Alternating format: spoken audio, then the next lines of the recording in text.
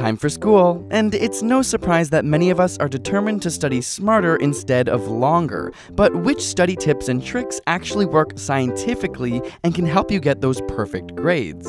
First up, research shows that study sessions are most effective in small, short chunks. Instead of cramming in a 10-hour study session, it's much more effective to spread it out into 20, 30-minute sessions over a few weeks.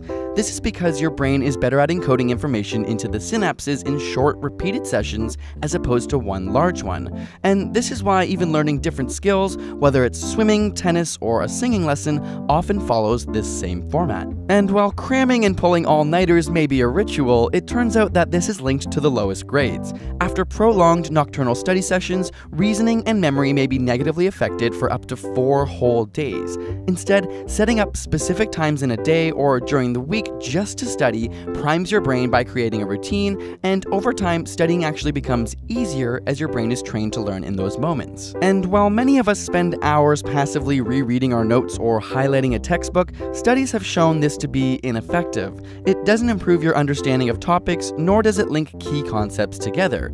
It can even be detrimental as it draws your attention to less important information. Flashcards, on the other hand, are proven to be excellent memory reinforcement tools, whether during your scheduled study times or during off times like a bus ride home. It also helps to have a specific goal for each study session. Instead of aimlessly studying, pick one aspect you'll focus on, whether it's balancing chemical equations or learning how to conjugate French verbs.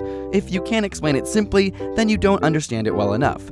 In studies where individuals were asked to learn a passage and then half were told that they would be tested on the material while the other half were told they would have to teach it to other students, participants expecting to teach it did much better at understanding the main points. When you're expecting to teach, your brain organizes the information in a more logical, coherent structure. Of course, practice, practice, practice. Not only do practice tests put your brain in the environment, but even if you make mistakes, they help identify gaps in your knowledge. Practice tests have also been shown to increase confidence, thereby leading to better performance. So, where should you be studying? Research shows that having a designated, sacred spot for study that's well equipped with every tool you might need is best. Just like setting times, this primes your brain for studying. Have an awesome study playlist?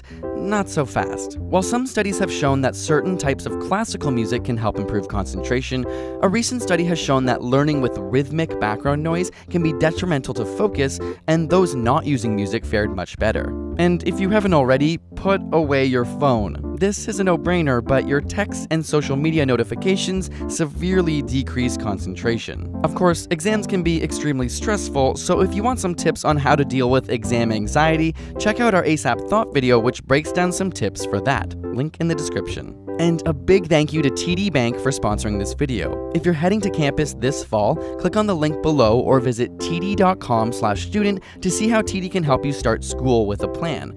We know how tough it can be getting buried in books and bills, and TD has some great solutions for you. Be sure to check it out. And subscribe for more weekly science videos.